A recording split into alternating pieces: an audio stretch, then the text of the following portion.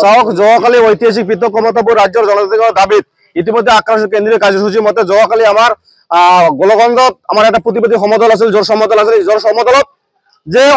অসমৰ গৃহ বিভাগৰ যে আমাৰ ধুবুৰী জিলাৰ এছপি নেতৃত্বত যে আমাৰ গোলগঞ্জ আৰক্ষী বিষয়াই যে আমাৰ কোজন জনগোষ্ঠীৰ ওপৰত যে বৰ্বৰ আক্ৰমণ কৰিলে এই ঘটনাটোক আমি ধুবুৰী জিলা আক্ৰান্ত তীব্ৰভাৱে নিন্দা জনাইছো আৰু গৰিহণা জনাইছো সেয়ে ইতিমধ্যে আমাৰ কেন্দ্ৰীয় আক্ৰান্তীয়ে যোৱাকালি আমাৰ আন্দোলন ঘোষণা কৰিছে আজি ৰাতিপুৱা 5 বজাৰ পৰা আবেলি 5 বজালৈ সৰ্বাত্মক আমাৰ ধুবুৰী জিলা বন্ধ মাতিছে ইয়াৰ পিছত যি কেইজন আৰক্ষী বিষয়াই যে আমাৰ বৰ্বৰভাৱে কোজন জনগোষ্ঠীৰ ওপৰত আক্ৰমণ কৰিলে তেওঁলোকৰ যদি উচিত ব্যৱস্থা কৰি শাস্তিমূলক বদলীকৰণ নকৰে তেনেহলে কিন্তু আমি যে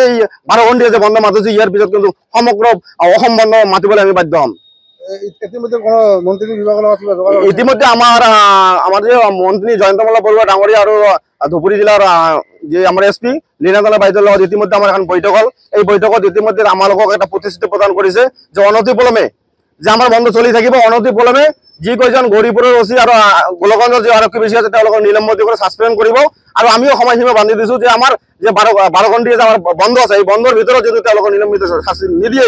তেনেহলে আমি কিন্তু গণতান্ত্ৰিকভাৱে অনাগত দিনত আপোনালোকে ইচ্ছাৰ জৰিয়তে ক'ব বিচাৰিছো যে কোন জনগোষ্ঠীৰ মানুহ জাগিছে যে আমাৰ ওপৰত যে বৰ্বৰভাৱে আক্ৰমণ কৰি আছে এই আক্ৰমণ কেতিয়া সহ্য নকৰো অনাগত দিনত ভয়ংকৰ আন্দোলন কৰি তুলিব আমি বাধ্য হম যিকোনো খবৰৰ বাবে যোগাযোগ কৰক 7099017330 লগতে 7099017110 নম্বৰত